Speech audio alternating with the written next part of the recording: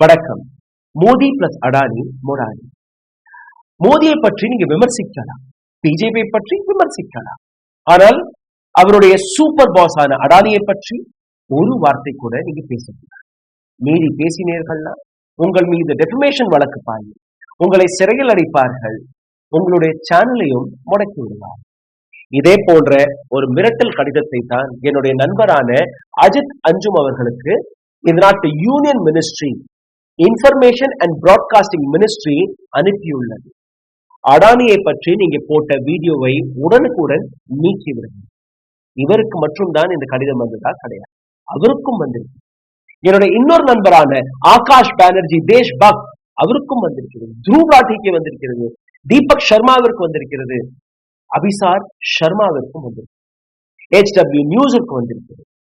ஆக மொத்தம் 11 மிக முக்கியமான இண்டிபெண்டன்ட் ஜேர்னலிஸ்ட்கள், இண்டிபெண்டன்ட் சேனல்ஸ்களுக்கு இந்த கடிதம் வந்ததற்கான காரணம். அடுத்த 36 மணி நேரத்திற்குள் அடானியை பற்றி நீங்க போட்ட வீடியோக்கள், யூடியூபில் 137 வீடியோ, இன்ஸ்டாகிராமில் 83 போஸ்ட்கள் அனைத்துமே நீக்கிவிடுங்கள். நீக்கவில்லை என்றால் உங்கள் மீது வழக்கு பாயும், உங்களுடைய சேனலையும் முடக்கும். இந்த தகவலை மெட்டாவிற்கு கொடுத்திருக்கிறார்கள், இதே தகவலை கூகுள் இங்கிற்கும் கொடுத்திருக்கிறார்கள். இதற்கு பின்னாடி இருக்கக்கூடிய அந்த பதற்றத்தை, அந்த பயத்தை புரிந்து கொள்ளுங்கள். நேபாளில் கிளம்பிய கிளர்ச்சிக்கு பின்பு இந்த நாட்டு அரசாங்கத்தை எச்சரித்த சுப்ரீம் கோர்ட்டாக இருக்கட்டும் அல்ல ஏராளமான தலைவர்களாக என்ன நேபாளில் நடந்ததோ அதே விஷயம் பங்களாதேஷிலும் நடந்தது. அதே போன்ற சம்பவம் தான் ஸ்ரீலங்காவிலும் நடந்தது. இந்தியாவிலும் இது நடக்கலாம் என்ற அந்த எச்சரிக்கை பின் இந்த நாட்டு சாணக்கியர், இந்த நாட்டு பிரைம் மினிஸ்டர், இந்த நாட்டு கிரானி கேபிட்டலிஸ்ட் கார்ப்பரேட் நண்பர்கள், இதே அரசியல்வாதிகளுடைய மகன்கள், குடும்பத்தினர்கள் பதற்றத்தில் இருக்கிறார். அதற்கான எச்சரிக்கை நடவடிக்கைகள் தான் இது. எந்த சோசியல் மீடியா வழியாக இந்த நாட்டில் நடக்கக்கூடிய ஊழல்களை இது போன்ற ஒரு சில நபர்கள் வெளிச்சம் போட்டு காட்டி வருகிறார்களோ அவர்களையே மிரட்டிவிட்டால், அவர்களை முடக்கிவிட்டால் யாருக்கும் எந்த விதமான உண்மையும் போய் சேராது. நேபாளில் என்ன நடந்தது? நேபாளில் சோசியல் மீடியா வழியாக தானே அரசியல்வாதிகளுடைய மகன்களை பற்றி, இது போன்ற கிரானி கேபிட்டலிசை பற்றி அனைத்து உண்மைகளுமே மக்களிடம் போய் சேர்ந்தது. அப்போ இதற்கு மேல் சோசியல் மீடியாவையே முடக்கி விடலாம். அரசாங்கத்துடைய இந்த நடவடிக்கைக்கு பின்னாடி இருக்கக்கூடிய உண்மைகளை எடுத்து காட்டப் போகிறேன். அதனால் இந்த வீடியோவை மிகவும் ஆழமாக பாருங்கள், உங்களுக்கு புரிய வரும் எந்த அளவில் கடந்த 11 ஆண்டுகளாக அடானி என்கிற இந்த நபருக்கு பின் மோடி என்கிற இந்த ஒட்டுமொத்த கூட்டம், குஜராத் லாபி அடானிக்காக மட்டுமே வேலை பார்க்கிறது. அடானி 2014ஆம் ஆண்டு விடும்போது அவருடைய ஒட்டுமொத்த சொத்து மதிப்பு வெறும் $7 பில்லியன். 2022ஆம் ஆண்டு $140 பில்லியன் உயர்ந்தது. உலகத்தின் 2வது மிகப்பெரிய பணக்காரராக அடானி உயர்ந்தார். ஹிண்டன்பர்க் ரிப்போர்ட்டுக்கு வந்து கொஞ்சமாக அவருடைய வருமானத்தில் சரிவு வந்தால் கூட இன்னைக்கு கூட அடானிக்கு அனைத்து லாபத்தையுமே, அனைத்து வளங்களையுமே சுரண்டி கொடுக்கக்கூடிய வேலையை prime minister Modi and team பார்த்து வருகிறது. உதாரணத்திற்கு 2 நாட்களுக்கு முன் இதே பீகாரில் அடானி நிறுவனத்திற்கு, அடானி பவர் ப்ராஜெக்டிற்காக பீகார் அரசாங்கம் பாகல்பூர் டிஸ்ட்ரிக்ட்ல அடானி பவர் லிமிடெடிற்காக ஒதுக்கிய அந்த நிலம் 1020 ஏக்கர் நிலம், 2400 மெகாவாட்ஸ் பவரை ப்ரொடியூஸ் செய்ய போகிறாராம் அடானி அவர்கள். அதற்காக விவசாயிகள் கையில் இருக்கக்கூடிய விளையக்கூடிய நிலத்தை பறித்து அடானிக்கு கொடுத்து விட்டார். 10 லட்சத்திற்கும் மேற்பட்ட மரங்களை வெட்டி ஒட்டுமொத்த விளையக்கூடிய பூமியை தரிசாக்கி அடானி கையில் கொடுக்க போகிறது. கொடுத்து விட்டது பிஜேபி அரசாங்கம். எவ்வளவு ரூபாய்க்கு? வெறும் $1. $1 ஏக்கர், அவ்வளவுதான். அடானிக்கு கிடைத்த இந்த நிலத்திற்கு பின்னாடி இருக்கக்கூடிய அந்த ஐடியாலஜியும் பார்த்து விடுங்கள். எதற்காக இந்த பயம்? எதற்காக அடானியை பற்றி யாருமே பேசக்கூடாது? அரசாங்கத்துடைய பதில் என்ன? அரசாங்கத்துடைய பதில், அடானி மிக குறைவான மின்சாரத்தை கொடுக்க போகிறார். பீகாரில் நாங்க டெவலப்மெண்ட்டை கொண்டு வர இருக்கிறோம். அடானி கோட் செய்த தொகை எவ்வளோ? Per unit 6 rupees and 75 paisa. 6 ரூபாய் 75 பைசாவிற்கு அடானி மின்சாரத்தை தயார் செய்து கொடுக்க போராடம். அடுத்த 25 ஆண்டுகளுக்கான இந்த ஒப்பந்தத்தை போட்டு விட்டார். ஆனால் என்டிபிசி 4 ரூபாயிலிருந்து 4 ரூபாய் 50 பைசாவிற்கு இப்போவே கொடுத்து கொண்டிருக்கு. Solar power and wind power வழியாக வெறும் 3 ரூபாய்க்கு மின்சாரம் கிடைத்துக் கொண்டிருக்கிறது. ஏற்கனவே சோலார் விண்ட் ஆர் என்டிபிசி வழியாக குறைந்த விலைக்கு கிடைக்கக்கூடிய அதே மின்சாரத்தை எதற்காக நீங்க 6 ரூபாய் 75 பைசாவிற்கு வாங்கக்கூடிய அந்த ஒப்பந்தத்தை போட்டிருக்கிறீர்கள்? அதையும் தாண்டி விவசாயிகள் கையில் இருக்கக்கூடிய 1020 ஏக்கர் நிலத்தை வெறும் 1 ரூபாய் ஒரு வருடத்திற்கு டோக்கன் அமௌண்டாக கொடுத்தாலும் எதற்காக இந்த ஒப்பந்தம்? இது போன்ற கேள்விகள் மக்களிடம் போய் சேரக்கூடாது. பீகாரில் மட்டும் இது நடந்ததா? கிடையாது. மும்பை தாராவி அடானிக்கு வழங்கப்பட்டது அடிமாட்டு விலைக்கு கொடுத்தார்கள். அதை பற்றி யாருமே பேசக்கூடாது.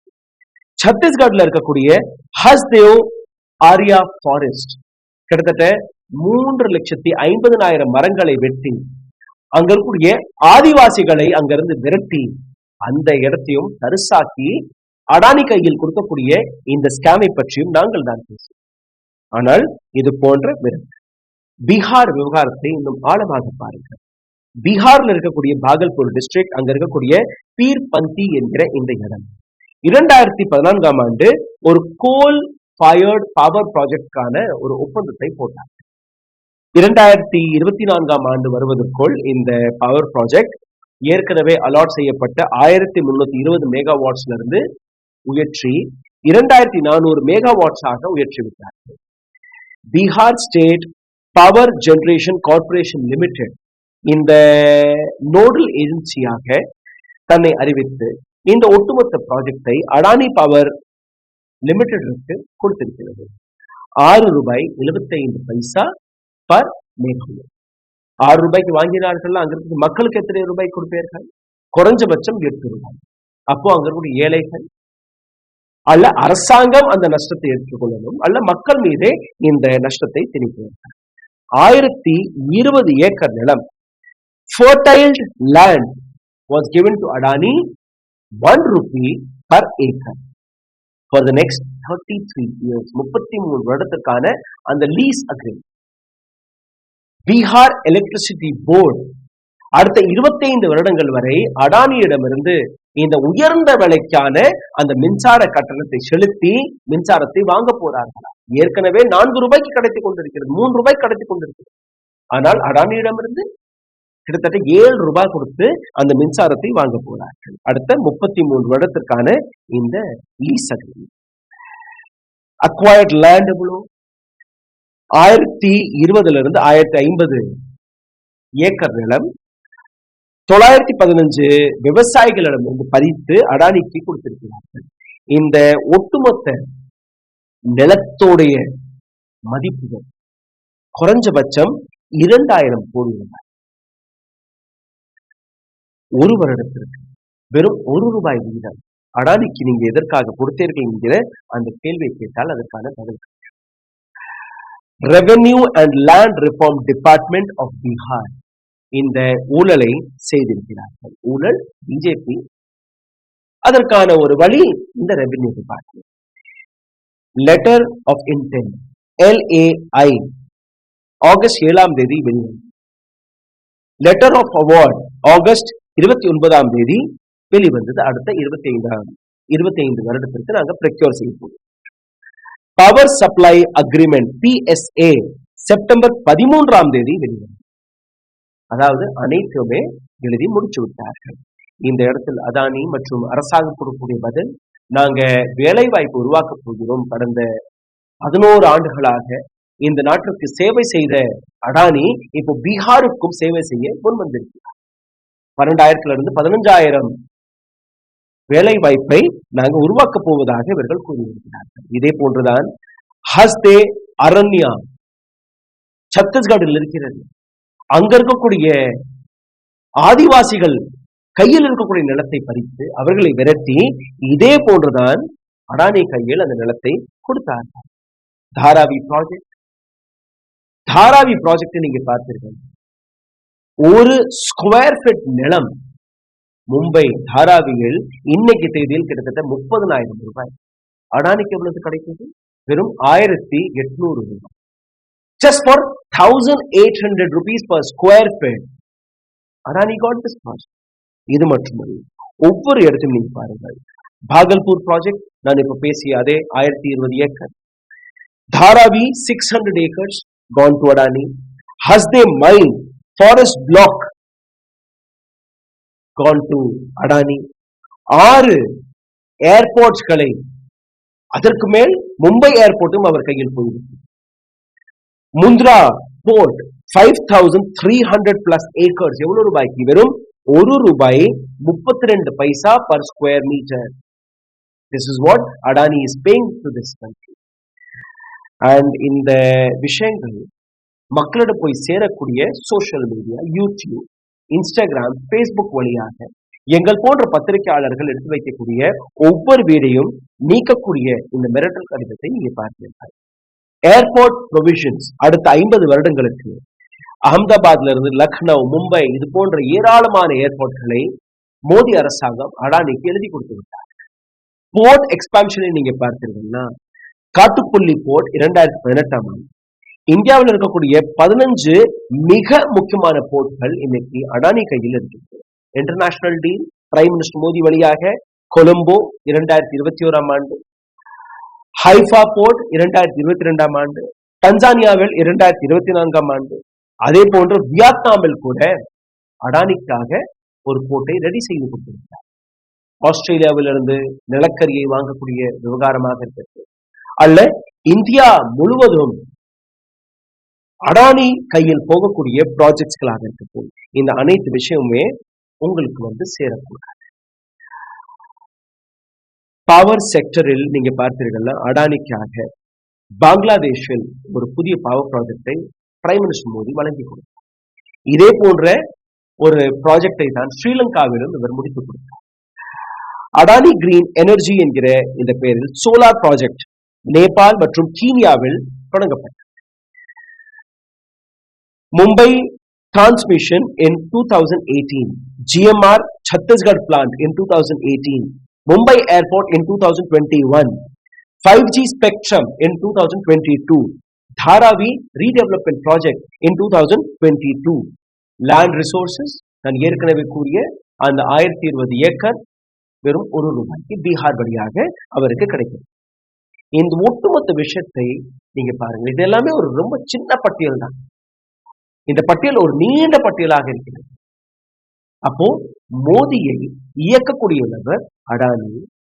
மோடியை பற்றி விமர்சிக்கலாமே ஒழிய அடானியை பற்றி மட்டும் இந்த வாயை திறக்கிறார். இந்த கடிதம், இந்த மிரட்டல் கடிதம் யாருக்கெல்லாம் போயிருக்கிறதோ அதில் ஏராளமான நபர்கள் என்னுடைய நண்பர்கள், என்னுடைய முன்னாள் கொலி. அவர்களிடம் நான் பேசினேன்.